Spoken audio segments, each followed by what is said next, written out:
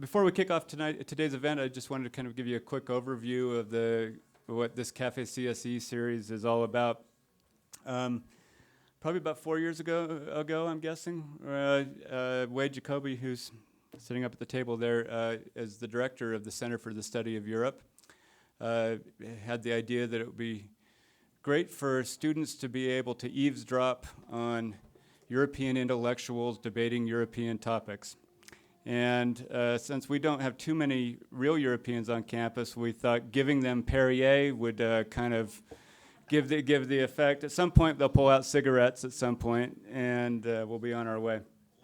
But we have these events every month during the school year. This year, we're switching to having them on the third Wednesday of each month. Just a quick heads up about what we have coming up in the weeks ahead. I'm speaking over French music here. Marc Olivier, by the way, suggested that at some point today, to really get the cafe thing going, we need a waiter to come in and ask you if you're going to order more drinks. Otherwise, you need to evacuate the table for paying customers. This month's topic, as you all know, is European Muslims and identity politics in Europe. We kind of lucked out on this topic at some level in terms of we had this scheduled long before the migrant crisis or the refugee crisis really heated up. Next month, October 21st, Marc Olivier from the French department, Richard Fry from Industrial Design are going to be speaking on the topic of design in a global age. Is there still a European aesthetic? Talking about kind of all the great landmarks in European design. November, we've got a variety of professors who are going to be talking on the topic of Europe's feminist legacies. In January, we're going to have a session on European missionaries, past, present, and future. And then February is going to be on ancient Europe, going to be people who work on papyrus or who work with translations or in archaeological digs. And then we thought we'd end the series this year in March, as you're all getting ready to head off to travel the world, with one titled The Top 10 Underrated European Destinations. And we'll have 3 of our best traveled faculty members tell you their kind of favorite out-of-the-way destinations. So it's a good series this year. We're really glad to have such a good turnout for our first event. The basic format of these sessions, again, is that we essentially just having a discussion. And so today we have two discussants and a moderator. I'll let them, Wade will introduce them here in just a minute. Basic format, we're going to go about 35, 40 minutes of discussion. Then they'll turn it over to questions. This is being taped for both radio broadcast, and this lecture will go up online. So if you do ask a question, please come to the microphone over here and clearly say your name. With that, I'll turn it over to our discussants. Well, thanks very much, Nick. I'm delighted to be here, and have to apologize for the cold. I think I'll be using my water more than the other 2 panelists this afternoon.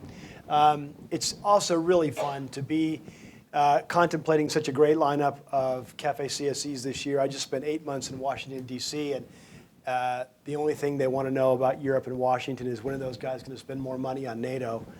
So it'll be fun to have a wider range of discussion topics. Today's, I think, is really fantastic. The notion of European Muslims and identity politics in Europe. I'm really looking forward to it. We have, on your right, my left, my colleague Quinn Mecham in Political Science Department. Quinn joined the BYU department a couple of years ago, and wide experience, not just in academia, but in government. He's been at the State Department and other places. And on my right, your left, Daryl Lee from the Department of French.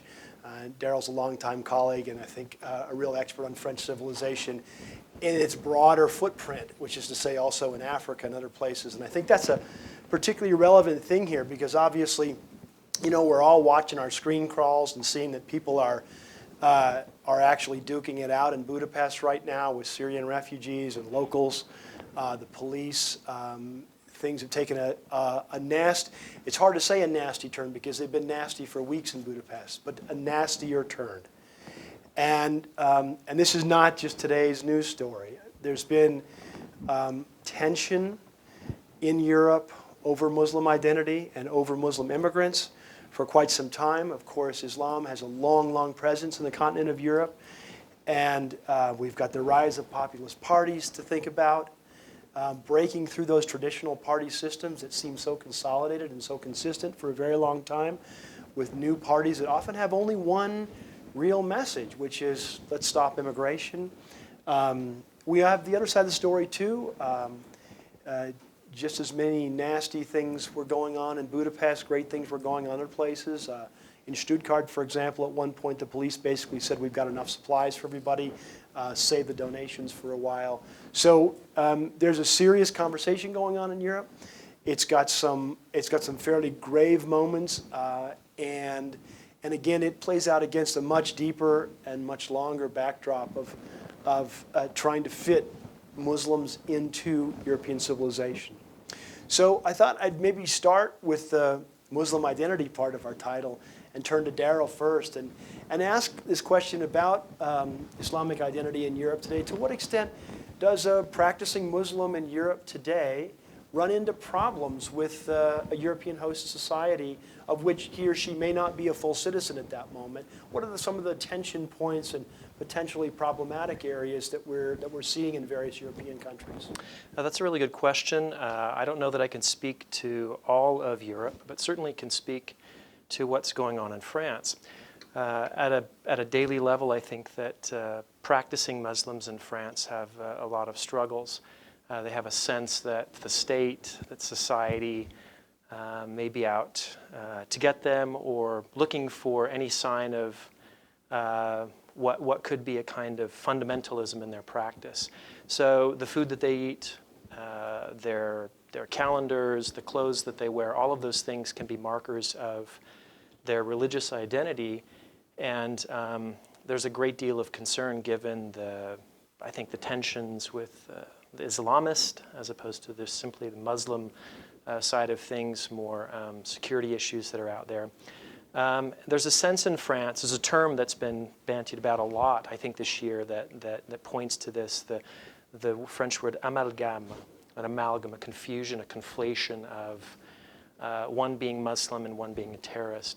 That gives the sense to a Muslim that anything that they do or say, even their own appearance, physiognomy, how they look, could pinpoint them as being Muslim, and I think they're afraid of the way that people might respond to them. There's a lot of discussion too in France, for example, about secularism, laïcité, concepts that try to separate church and state. And so in the public sphere and in the political sphere, there's lots of discussion, lots of visibility for the issue, and I think it's felt on a daily basis by Muslims who are practicing or quite what we might consider to be quite normal citizens, but they don't sense that they're normal.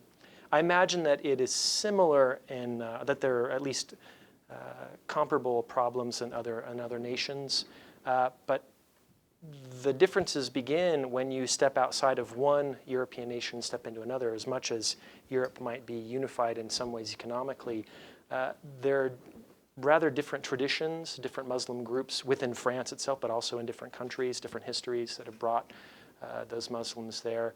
And I think that you start to see to what extent this is a very complex issue that's not quite as simple as saying, well, Europe has a single Muslim problem or a single Muslim question, given that it's such a rich and layered history and the social dynamics are so complex. Let's turn to Quinn on that very question, the idea of a Muslim. The divisions within Muslim communities in Europe. Which of those divisions are most consequential, and how do those divisions look to the European citizens around them? Well, I think that Muslims in Europe don't always identify together because they come from a wide variety of different national communities, different linguistic communities. And I think more broadly, when you look at big countries in Europe like France or the UK or Germany, the situation of the Muslim population is what I would call a substantial minority. So what that means in practice is in France, it's about 8% of the population. In the UK and in Germany, it's about 5% of the population. So they're clearly minorities and clearly outside of a broader community, but it's substantial in the sense that it's big enough that they can self-identify within that community. Because much of the Muslim population in the UK comes from South Asia, which was historically tied to Britain through colonial ties, because so much of the Muslim population in France comes from North Africa because of colonial influence, and because so much of the Muslim population in Germany comes from Turkey because of labor needs over the past few decades.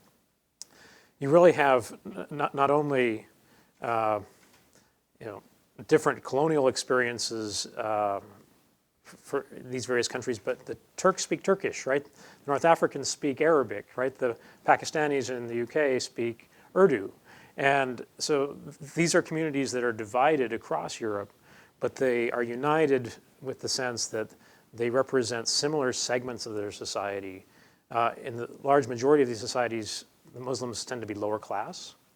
They tend to be working in the service sector, and there are many, many decades of experience. In Germany, for example, although Muslim Turks in Germany may not be citizens, they may have been born there, right? They may have lived there for a very, very long time.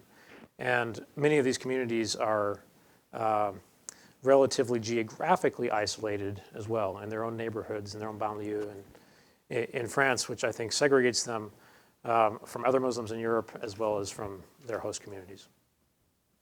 You mentioned earlier this notion of laïcité.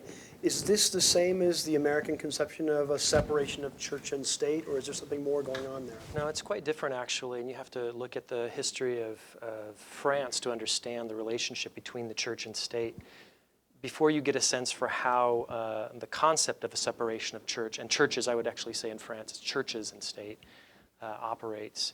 The 19th century in France is a century in which you have this conflict between Republican forces and Catholic forces trying to hold on to some measure of power and influence in society. And this conflict isn't really worked out until the latter part of the 19th century, first part of the 20th century, when the 1905 law regarding churches and state is established. Laïcité is a kind of it's the notion of a state neutrality with regards to religions. And what this means essentially is that there will be no state religion, but it differs drastically from our concept of church and state separation from the Establishment Clause. Whereas in the United States, there's incredible respect for religion in the public sphere. Our Establishment Clause suggests that we're trying to protect religion from interference by the state. Whereas in France, the state is trying to keep religions equal, separate from the state. They don't want necessarily for there to be no religion, but as it tried historically to establish this principle through the school system in ways that are fundamentally different from the United States, civic values, the notion of secularism, what it means to be a citizen itself, all of these things came through the school, which supplanted in many ways the church. And this has led to an attitude about religion that is quite different than what we see in the United States. So there's a lot to say about this, but laïcité is really extremely important for the conversation that we're going to have today, at least from a French perspective, because it has been politicized. I've come across several scholars, and you see this in the French press as well, lots of discussions of laïcité. What's so fascinating is that for a long time, for well over a century, starting in the 19th century, it was the political left in France which laid claim to the need for this church-state separation and for greater secularization within the public sphere. But if you look at the people who are promoting laïcité the most in the last half decade or so, you'll notice that it's figures like Marine Le Pen, who is the head of a far-right Front National party, and even Nicolas Sarkozy, the former president. They've been using the term laïcité as a means, a leverage, to try to suggest that manifestations of Islam, public practice of being a Muslim, be suppressed, at least in certain public sectors. And that has really surprised people on the political left. This is where the identity politics, the partisan politics of identity come out in the last half decade or so. Say one more sentence about that, though, because how does a headscarf, for example, then affect laïcité? Is it seen as a violation of some kind of constitutional code or cultural norm? Certainly, there have been a series, and maybe Quinn can talk about this as well. Policy issues are not my forte, but there have been 3 headscarf controversies in France since the late 1980s, in 1989, and 1993 or 4, and again in 2003, 2004. And each of those cases were different, but this mounting groundswell of support, at least among certain members of the political class, to say, we want to send this message that laïcité is one of the most fundamental principles of the French Republic. And the way that this was made concrete was by forbidding females, girls in schools from wearing headscarves. Okay? But the story behind the stories, actually, because they're quite different, suggest that there are a lot of problems with this. So in the 2003 case, what's so interesting is you have 2 girls, Lily and Alma Levy. Levy, this is a family with an atheist Jewish father, Jewish by cultural identification, a mother who's Kabyle, that is an ethnic group that's indigenous to North Africa, so not Arab, but would have probably been Muslim, though she was an unpracticing Catholic. These 2 girls in this very secular, anti-religious home convert to Islam. And it causes a great deal of stir. President Jacques Chirac forms a commission, the Stasi Commission, a very poorly named commission, if you ask me, those of you know your German history. And they go about trying to figure out how can we become a more tolerant society. The Stasi Commission makes 26 recommendations, which go from creating Muslim chaplaincies in hospitals and prisons to affording the Muslim population, which Quinn pointed out was 8%, about 8% in France. That's 5 to 6 million people. Opportunities for holidays and food in schools, for example, in the school schedule, but also included these concerns over very ostentatious religious symbols. And of the 26 recommendations, most of which were rather positive and not negative or punitive, the only one that was retained was the prohibition against the headscarf. And so it's hard not to see how Muslims themselves would take this as a sign that they were targeted. And in particular, you have to ask yourself, why are teenage Muslim girls so threatening to the French state that it requires this prohibition of the sign? I'm sure that there's more going on there, but it's a curious kind of moment. Yeah, can I just push you on laïcité for a minute and get your opinion? So I assume, and again, France is the paradigmatic case of this, and other countries in Europe have this to lesser degrees, but I assume that the reason that the French state would have a doctrine of laïcité is to try to maintain some sense of French civicness and to maintain a sense of French values, regardless of where you came from. Once you adopt France as your country, you subscribe to these values, and one of these values would be these civic virtues, right, that we express in public in certain ways. So is that a good thing? If what you care about is a unified French nation, right, that can work together, is this the kind of doctrine that's going to be helpful for that? That's a great question, and I think the short answer is I think that it could be a great thing. This goes deep into French history, the French Revolution, which, in order to establish a republic, a more democratic society, requires the overthrow not simply of an aristocracy, of a monarchy, but a church which is imbricated in the social and political life of the nation. And so it comes at a cost which is very different than the American Revolution required. The state at some point is going to say, we want you to pay allegiance not to a church per se, or to a smaller community, a subsector of our society, but to the state itself and to the republic. And that's one of the so-called universal values of France. I think that that's very important. It's a very powerful kind of concept. And it's one that led to, I think, some wonderful democratic changes in the world for France, notably the abolition of slavery, for example. and the celebration of one's equality regardless of one's race. But in practical terms, I don't know that that's always been the way that it's played out. And I think that's what Muslims of today are experiencing. I think that laïcité is much more restrictive, and it's used as a kind of bludgeon, whereas I think it had a lot more flexibility in its articles when it first came about at the beginning of the 19th century. As much as it was the result of a conflict, it sought some kind of accommodation. And in fact, one of the most fundamentally misunderstood articles, Article 25, says that there is every reason to allow religion a place in the public sphere. And that's something where I think that this recent appropriation of laïcité has covered over some of that historical background, where there are plenty of examples in France of accommodations. You have in Alsace-Lorraine priests and rabbis who are paid by the state, which is the only area of France or region in France where this occurs. You have a history of the French Empire in which on Republican soil, as Catholics and secular Republicans were fighting things out, France could have been considered one of the most important Muslim political groupings in the world, and where they sought accommodations. I've been to Dakar, I've been to Saint Louis in Senegal, where the French government built Quranic schools.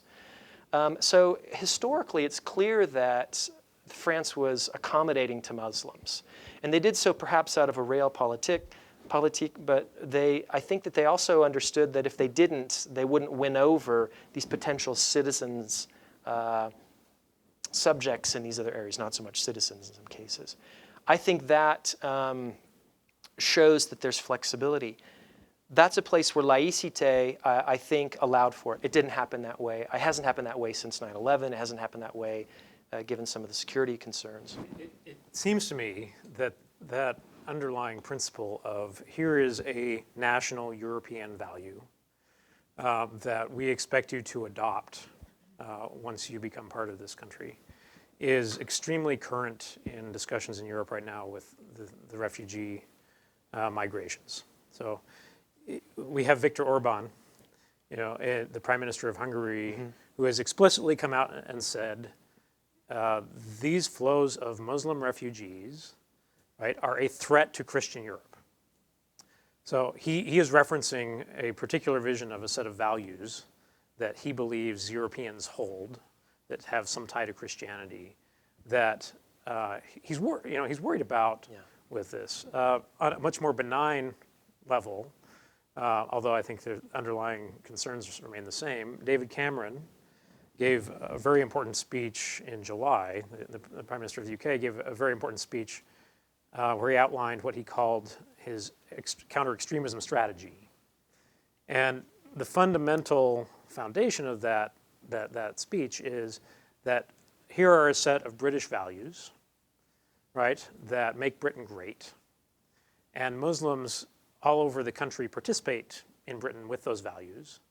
But when they don't, that's a problem. And that, for him, is extremism, and that's something that needs to be tackled. So it seems to me that Europe is wrestling with this idea of what European values are, to what extent those are different than the assumed values that Muslims moving to Europe might take on. And therefore, should we be scared, right? Is the underlying tenor of this conversation, which I think is related to this long dialogue in France. I think you're absolutely right about all of that. I'm wondering, you probably have a little bit more experience with the Balkans, where Muslims have lived not always, in a peaceful setting with Christians. What kind of example that might offer for both the failures and maybe some successes of living, cohabiting, cooperating together or not with this kind of problem. And I'm curious to know what you might have to say about an area where we're moving more towards the east. It's not one of the larger nations, it's a smaller nation. We can point to the last 20, 30 years of disruptions there as maybe an example from the past that foretells an ugly future. In part because you've got these migrations that are occurring right through this segment of Balkans. Europe. Yeah. Well, we can't forget that the Ottoman Empire was a European empire. in part, right? So all the way up until World War I, you had some mixture in the Ottoman Empire of Christians and Muslims, right? Prior to that, a lot of Europe had broken away into these various nationalist entities. But Balkan Europe has a history of Muslims, and many of them are still there. Yugoslavia is not a happy story, right? Because that was the one place where you had brought in significant Orthodox Christian populations and significant Muslim populations. And in that case, in places like Bosnia, Muslimness became less, I think, a religious marker, more of an ethnic marker in what became a very, very bitter ethnic conflict.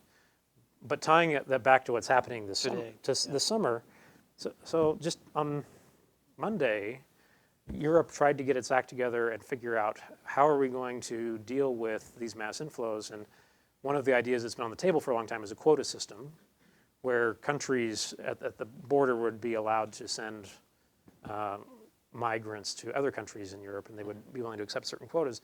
And the fiercest opponents of that, right, are Eastern European countries.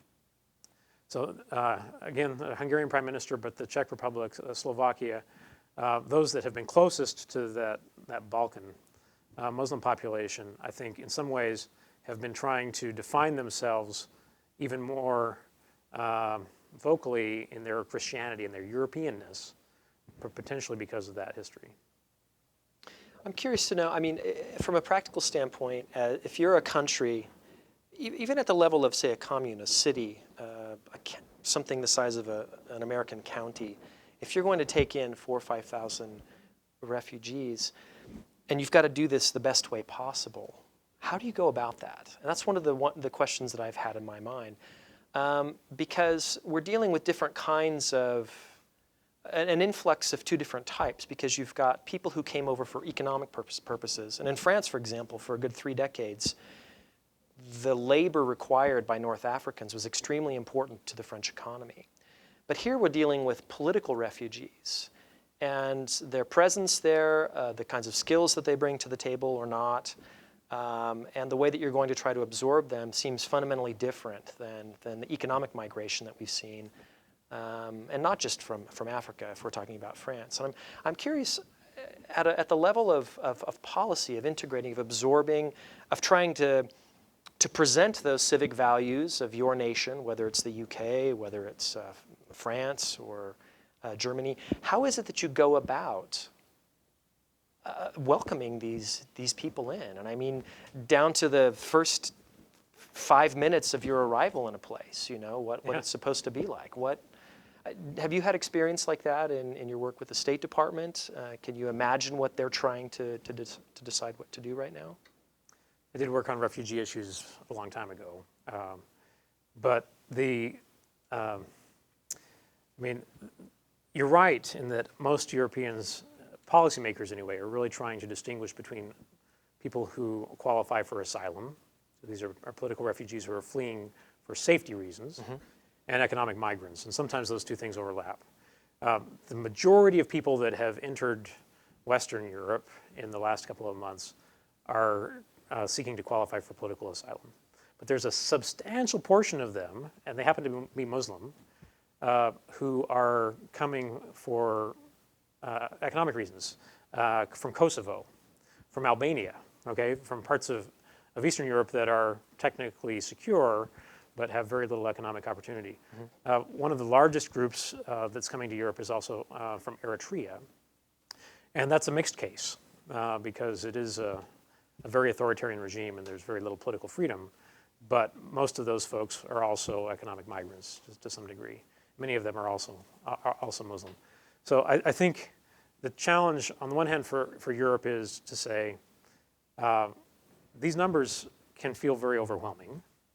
And I have to say, I'm amazed at Angela Merkel in Germany and the Vice Chancellor of Germany, who have come out and said, we think we can take 800,000. Yeah, upwards of 800,000 a year, this year, and then maybe 500,000 in subsequent years per year. Now, these are remarkable numbers. When you look at the United States, just for contrast, the last 4 years, the U.S. has accepted 1,500 refugees coming from the Syrian civil war. And now it's decided this year we're going to make a real big shift. 10 million. I mean, I'm sorry, 10,000. 10,000. Right. 10 million would be, the right shift. No, but 10,000 is still compared But to 10,000 compared to 800,000 in Germany this year, and Germany's a quarter of the size of the U.S. population. So the welcome that these folks are getting, going back to your question, in places like Germany is really remarkable. I think it's going to be very difficult for both European governance, the system of EU governance, as well as many in these the domestic politics of these countries to absorb this. So for a variety of reasons, right? Much of the value of the EU in the last decade or so has been in the Schengen Agreement. The idea that people can travel without border checks throughout the Schengen area. And that is clearly under threat right now. I mean, Germany had to close its borders, Austria had to close its borders, Right. Hungary's closing its borders. I think that's a real challenge for just how Europe does business. I think that many folks are so nervous about these Muslim refugee populations coming in that they are willing to vote for these parties that have seen a remarkable upsurge, particularly in the European Parliament, but also in domestic parliaments. So you've got UKIP, the United Kingdom Independence Party in Britain. You've got the Sweden Democrats. You've got the Danish People's Party. You've got Marine Le Pen and the Front National in France. And they're all getting somewhere around 10 to almost 20% of the vote. And that can go even higher in voting for the European Parliament, which is a signal in the sense that they don't want to allow Europe to make their rules on immigration. So we have this bipolar welcome that refugees are facing. On the one hand, you have a lot of generosity and a sense from countries, particularly like Germany and Sweden, that we're going to try to do everything we can. We have limited resources, but we're going to try to do everything we can. And then substantial minorities in those countries, as well as other official governments that are saying, no, we're just not going to play this game. And if this is the game Europe is playing, then we're not sure we want to play in Europe. And this seems to be one more blow, really, that the European Union has to absorb. They've already reeling from economic problems that are differentiated by whether you have the single currency or you don't have the single currency. And almost every state has got debt issues that make them nervous about taking on more obligations. Although it's true that some of them also have empty jobs in skilled industries and skilled labor that they might be able to use a lot of these immigrants, whether they're fleeing political persecution or not. If they have job skills, they might be able to find a place in these economies. And I would say something that is different about this wave of migration, so particularly the folks coming from places like Syria, is that a lot of them do have skills. A lot of them are highly educated. A lot of them are not traditional economic migrants. They would never have left if their country had held together. And that creates a real opportunity for Europe. And I think that Europe will be better poised to take advantage of that opportunity if it is welcoming, if it really goes out of its way to find ways of helping these people be successful and to feel welcome. Europe is a highly regulated area, and so many of the sectors of skilled employment, and even marginally skilled employment, require licensing and require a great deal of certification, that I worry that in the short period, that even very talented people coming into a society where there are big needs, and Germany in particular has big needs because its population growth is not actually sustainable with German citizens. It really needs people to come in and do the heavy lifting in this country if they're going to sustain the kind of welfare state that they have crafted. So it really needs these folks, but I worry that the regulatory environment is not set up to accommodate this kind of influx, as well as all the infrastructural problems. And where do you give people housing? Most homes in Germany actually have people in them. So how do you actually take 800,000 people and make them productive members of society? Do you think Merkel is thinking about this? Do you think she and her advisors are looking at this and wondering if this is one of these opportunities to benefit the economy on a long-term basis? Absolutely. Yeah. Absolutely, I do. I haven't tracked it enough to know, but okay. Daryl, we've just got about 5 more minutes before we shift to your questions. And one thing we've neglected a little bit is kind of the cultural side of this. I'm talking about the economics and the politics and the security dimensions.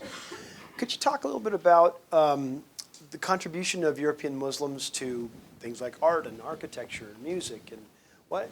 And if you can, say a little bit about how that's being received by Europeans. I'll do my best here. Again, I speak mostly from the French perspective, but I've wondered about this.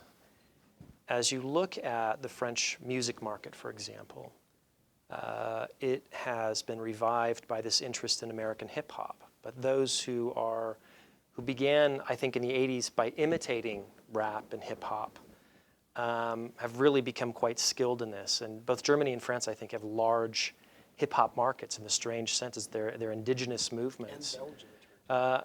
And I didn't know about Belgium, but okay. There's something that speaks to a segment of the society, particularly in these banlieues, these suburbs which are underprivileged, where they took an interest in this and have made it kind of their own language, their own artistic expression. And it has really become an economic factor in music and also, to a certain extent, in literature. But I'm interested in how there's this conversion of multiple kinds of languages in this global world, but it affords an expression that wasn't necessarily respected before on the part of these writers. Now, at the same time, you have other interesting movements in literature, for example. I had my students recently read a book that came out about a decade ago, Kif Kif Demain by Faiz Again, who came from a banlieue. And it's a really fascinating portrait of this girl whose father, Moroccan, has left her mother to find a younger companion because her mother can't have children anymore. It's a devastating thing for this family. The mother and the daughter stay. The mother goes through a kind of training program and is successful. What's so fascinating about this tale is it's told by a teenager who narrates this tale.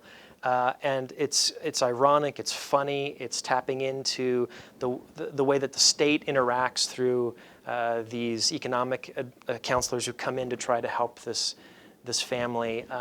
The school-appointed psychiatrist who is talking to the daughter who's struggling because her father has left. Other city officials, for example. And it's really quite comical the way that this turns out, because you see both the I guess, awkward, clumsy efforts on the part of the French state to do something, but at the same time a kind of love, an interest in the welfare of these people, and an appreciation, a tolerance for a kind of otherness that has not always been appreciated. And it comes through in this narration, which is flippant, it's adolescent, and it's dynamic, and it caused quite a stir when it came out. It's been translated in English. And I think that pinpoints this moment where you have this sense of not these recent immigrants, but the children of immigrants from past generations who are trying to find a voice to explain their identity, to explain their frustrations through literature, particularly, and through music, and to find some acceptance. And it's there, it's coming, it's going to take a while. I'd be curious 10 years from now to see the kinds of stories, the kinds of poetry, the kinds of music that comes from this massive migration we're going to see, and how these people are going to celebrate, narrate, explain through these fictional means their acceptance or lack of acceptance. It's going to be an interesting thing. I think we're going to see some amazing literature coming out, because the particular problem that literature is so good at resolving, right, is the problem that hundreds of thousands of people are going to be experiencing, which is, this is who I was, this is who I think I am, and you treat me as someone that's not that, right?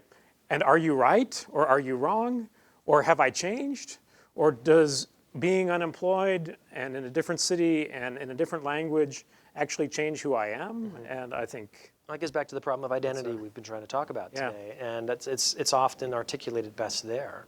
So, Well, thank you both very much. Let's now turn to the audience. And as Nick Mason mentioned, there's a microphone up here that will record your questions for posterity, and also make sure that the radio folks can hear them. So go ahead and move over here and ask your questions. Al, while people are making their way over, Al. No, I think you found a shortcut. So, and part of your job, of course, is to ask the kinds of questions I should have asked but didn't. And so you're cleaning up all the things that we left out. So feel free to ask away, please. No And pressure, identify right? yourself too. Yeah, my name's Ryan Newell, Mesa major, Middle Eastern Studies. You talked a lot about the laïcité and France and how it's targeted specifically Muslim groups. But I was just wondering if there are any other religious minorities that have experienced some of the same things in France because of laïcité, or if it's just Muslims that have been going through that problem. Quinn, you want to talk about that? You probably have more experience with that, but I would just say yes. The answer is that it is not specific to Muslims. I mean, the public displays, for example, that people get in trouble with can happen with crosses around your neck. Anytime you have public markers of your faith, right, you might run afoul of this, and certainly Jewish populations have run afoul of it as well. Yeah, yarmulkes, for example, were prohibited as well in the 2003 policy that came out. One of the interesting issues here is that it's got to be implemented by school teachers and administrators. And I think that's a very precarious kind of system to generate, where you create policy at the level of the legislature, but you have this implemented with the Ministry of Education, and it's caused, I think, a lot of problems. How do you identify those religious symbols? It's easier, I would say, with a yarmulke or with a headscarf to do that, not necessarily the case. So that offers me an opportunity to clarify. It wasn't specifically written for Muslims. It's that it seems to have become a mechanism for this particular subgroup. And certainly that's the way that it's talked about most often in the media. And Quinn, I remember being in Turkey and doing interviews at universities and watching female students wearing a headscarf, walking right up to the wall of the university, and then just taking it off and putting it in their handbag and going inside. What's the situation today? Yeah, so and one of the great ironies here, right, is that Turkey, as it became independent after 1923, adopted many of the principles of French laïcité. There's actually a Turkish term for it, laiklik, which is essentially the same thing, but based on Daryl's comments, it's state control over religion rather than a separation of state and religion. And so you end up having headscarves very restricted in the public sphere in a 99.5% Muslim country, and Turks in Germany that have more freedom to wear headscarf, right, in official business than Turks in Turkey. You know, the current president of Turkey was famous for sending his daughter to university in the United States so she could wear a headscarf at university, right? So laïcité has made inroads into parts of the Middle East at times as well. Please. Hi, Joseph Heath, European Studies. Part of the debate over the quota for accepting refugees coming from the East is that we weren't part of the creation of this problem, so why should we have to solve it? And you can go all the way back to after World War I, when they carved up the Ottoman Empire and the French and the British decided the state boundaries, even down to recent British and French military intervention in Libya, Iraq. Well, not the French in Iraq. Famously, right? Famously, yeah. Freedom fries. What do you think there is to that, saying this is the Western Europe's fault, they should have to deal with it? I can start on that. Please do. Okay. It's not Western Europe's fault, right? The reason that you have 800,000 people trying to declare asylum in Germany this year is because there's not an ocean between where they're coming from and Germany, right? It's technically more feasible. One of the reasons we've seen much higher rates of people coming this year in comparison to, say, last year, because the Syrian civil war was awful last year as well, is that new networks of people smugglers have really got their act together. They've really figured out they can make a ton of cash on this. There's become these institutions of people trafficking that have finally hit their stride this year. The reason we're hearing about it so much right now in July and August, September, is because it's summer, right? And it's going to be very difficult to make this trek in the winter. So the numbers should start to decline. But there is a big push factor. So we've got a real supply side of refugees that need to leave because of absolutely awful situations. And I think that this is a very interesting lesson, a twofold lesson. So one is that if you don't help solve problems that create that supply of people that really, really, really are willing to sacrifice to leave, then no matter where you are, it's going to somehow get to you, right? That if you decide it's too messy to intervene in Syria, it's not our neighborhood, we risk too much, well, there are going to be implications of that in a globalized society are going to ultimately affect you. And I think that's more true today than it ever is before. We're seeing this as Western Europe's problem right now. It's also the United States' problem, right? So many of the U.S.'s interests, both at home and abroad, are affected by this, that it's certainly not Western Europe's fault, but I think that we have some clear implications that people are saying that if you don't act to support quality of life abroad, right, then people are going to come to you, and that's a shift. You know, I was just thinking about Denmark for a moment. So Denmark is famous for being one of the happiest places on the planet, most well-governed, right? And last week, the Danish government took out a bunch of news articles, advertisements essentially, in all of the Lebanese papers where there are over 1 million Syrian refugees saying, don't come to Denmark. It's not great. It won't like you. You will have to learn Danish, and it's really, really hard, right? So find someplace else, right? And I don't think that that's going to be a viable strategy, for countries over time. People are going to continue to come, and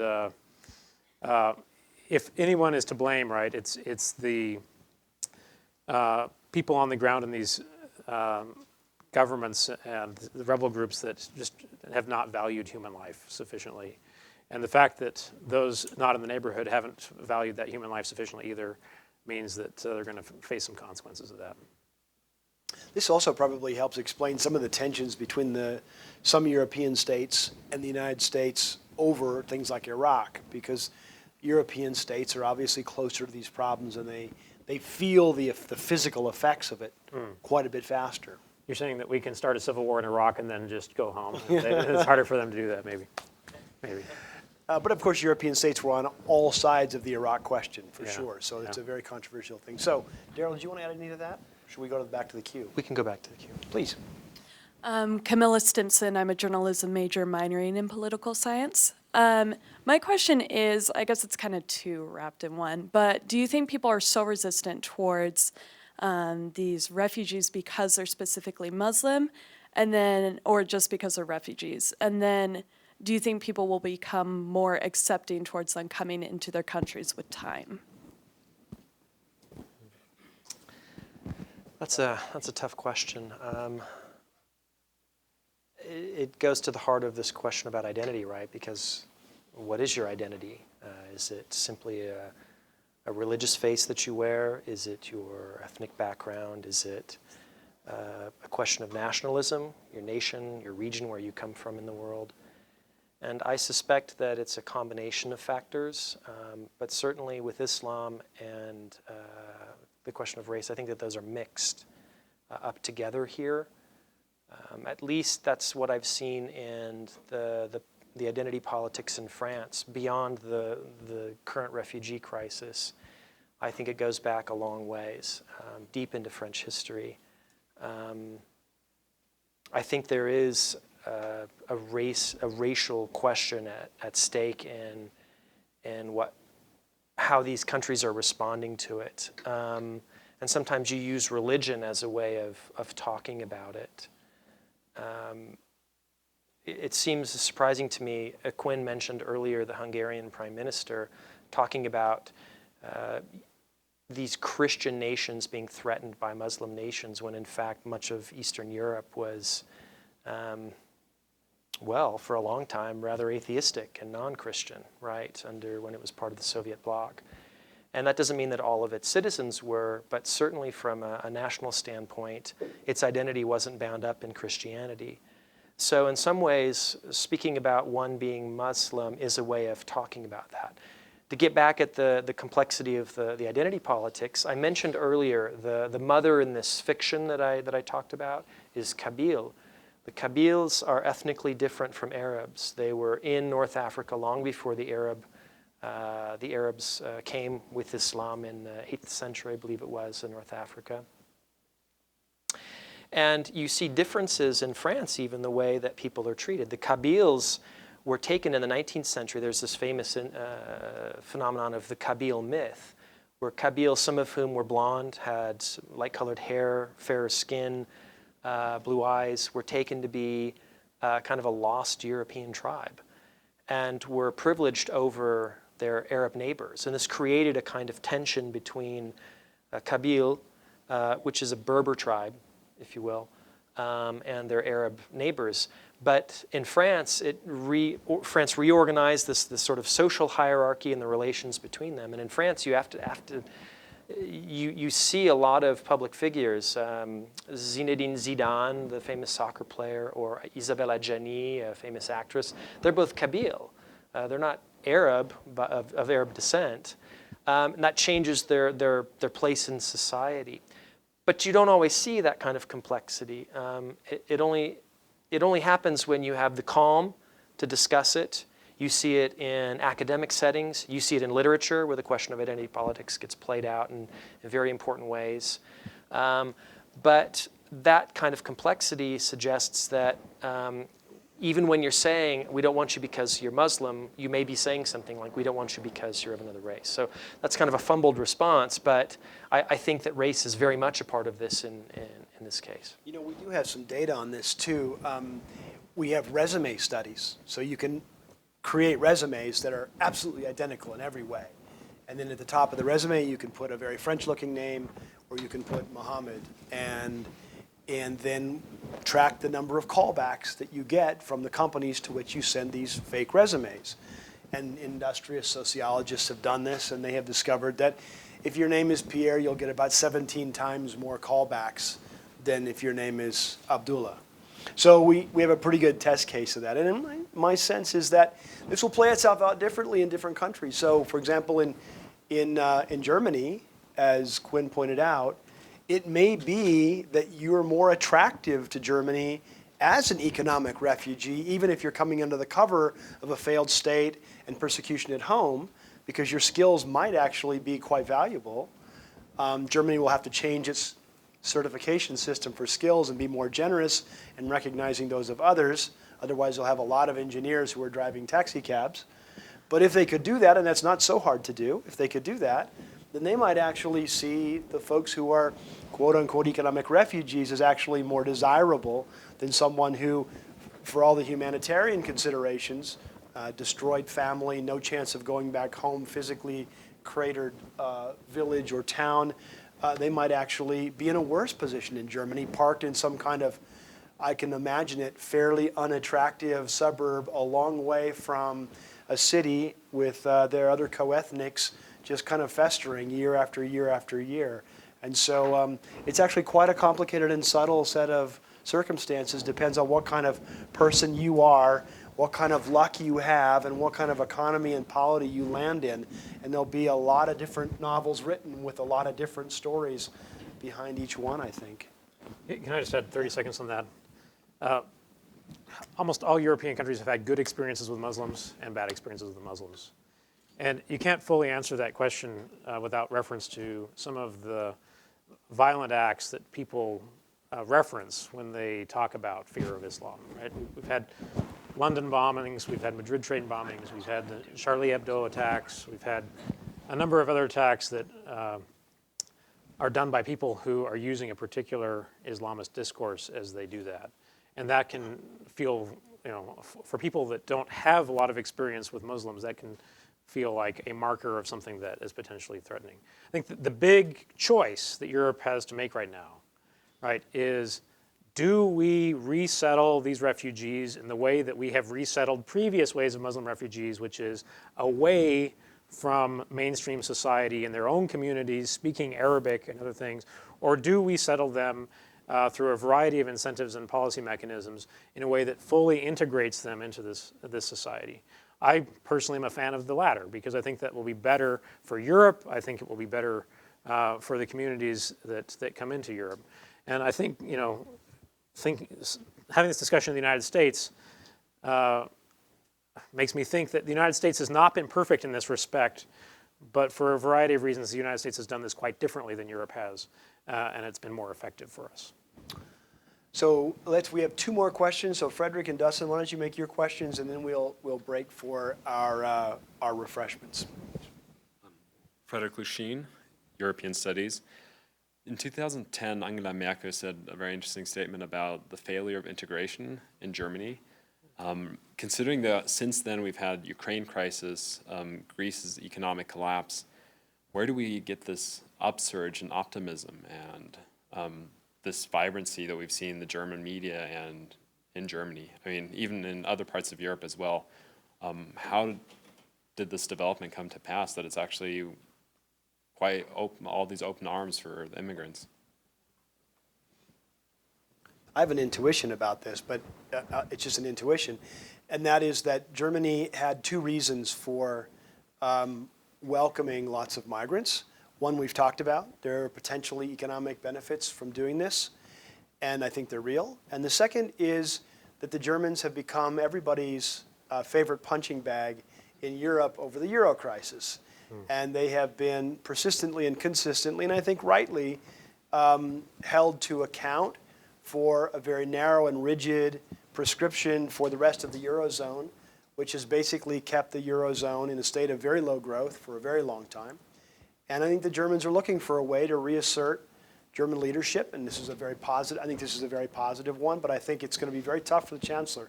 She's already gotten a lot of pushback from her sister party in Bavaria, and she does have a right-wing movement that is mostly economically radical, but also has some elements of it that are quite jittery about 800,000 new German citizens coming from Syria.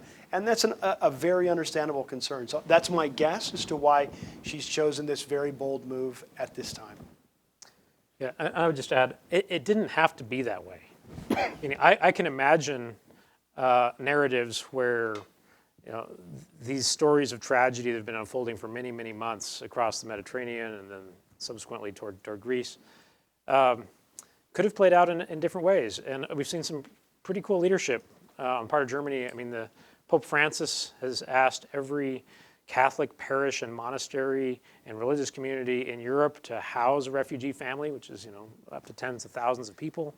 And so people have stepped up and have responded to arguments about human rights that may actually lead to a lot of challenges.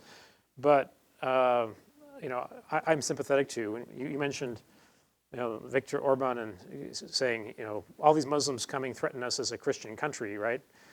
It makes me think that maybe he hasn't read the parable of the Good Samaritan very well, right? And that actually what Christian civilization, Christian countries do is they reach out to the stranger and they find people who are different from them and they let them in. Can I ask a follow-up question, Wade, of you, maybe both of you? Could some of the motivation be that it's easier to accept refugees coming in than having to go on the ground in Syria to fight ISIS or to try to depose Assad? I'm wondering if there isn't a calculation like that that's made. Well, Germany's not going to fight. Germany's not going to go on the ground. It's certainly true. That would be a very subtle and interesting conversation to overhear in the German Defense Ministry at some point. I doubt they'd put it in those terms, but it's certainly true, as you say, that they have no intention of going in and being involved in direct military action against ISIS at this current moment. They did not participate in the Libya operation, famously, and of course they weren't in Iraq either. And so I don't see much chance for them to do that. But you never know. I mean, if the refugee waves keep coming, maybe they'll look at the Syrian situation in a new light. But up to now, they've been playing that very, very cautiously. I asked the question in part for two reasons. One is there's a New York Times op-ed today. Vergen, I think is the author's name, is German national, who's suggesting that Germany should consider very seriously this, but knows full well that it would never come to that. The second thing is that in the last week in Le Monde in France, I think it was in Le Monde, Bruno Le Maire, who's a former minister, he's a député, suggested that France should send troops into Syria, that it should lead a coalition. It should not wait for the United States to act. And I was utterly floored by this. Part of it could be a kind of political grandstanding on his part. He's part of a conservative party. But it really shocked me. And it happened the day that François Hollande announced that France would be upping or joining these airstrikes in Syria. And so I'm wondering if something's not starting to move there. I doubt that much is going to move, but I'm wondering if that might be a third reason, adding to the two that you suggested, where there's this reticence to actually go there instead of, it's easier to let them come in because you gain in these other ways, like the economic benefits that come from this new labor force. I'll leave that suggestion there for a moment and go to Dustin's last question. Okay, real quick. My name is Dustin Phelps. I'm a political science major. My question is, to what extent is European resentment toward Muslims or Muslim immigrants based on legitimate concerns or problems as opposed to just racism or anti-religion sentiments?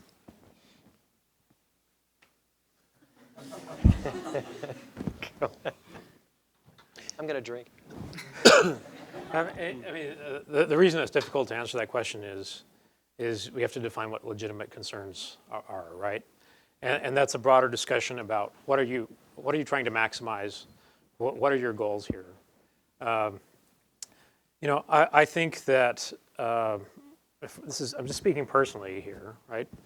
I think that there may be some legitimate concerns about bringing a bunch of people in that have very different experience with, say, women's rights, have very different experience with government, right? That have lived in governments where they haven't developed the same kind of civic activities as you expect your citizens to have. I also am an optimist, so I believe that those are kinds of things that people can learn and change and grow and make good choices in over time, and that Europe provides a pretty good environment for people to take advantage of those opportunities, right? Which they may have been denied in other places. So I think that there are some legitimate concerns if you care about this broader set of European values as Europe is trying to wrestle and define, right? But I think that there's an underlying European value of giving people opportunities, expressing appreciation for diversity, the kinds of things that they can reach out to Muslim communities and demonstrate. And let me just add at the end then that you can imagine a Bangladeshi family, immigrant family in the Midlands of England. They have a daughter who grows up in this English town, and she becomes sort of half English and half Bangladeshi in all of her cultural preferences, her music, her friends, her shopping, her clothes. And her parents sort of watch this somewhat nervously, and by the time she's 14, they bring a boy from the village and back in Bangladesh. And that boy hasn't had any of that socialization. And so he pulls her from whatever that 50-50 notion is back towards something like the norms and the mores of that Bangladeshi village. And in a way, what Quinn is saying happens. It does happen. Europe is a place where people change. But some of the migration patterns have led people to sort of as individuals change in a direction over much of their life, then get married and change. It's too extreme to say change back, but change again. That's been a big frustration to many of the folks around watching that, seeing people who had become more and more, in a sense, embracing of their own local English North Midlands culture, start to push that away again. And that's been a real concern. So much more we could talk about, and that's why we have a reception. So please join me in thanking Quinn and Daryl for a presentation, and then join me in outside.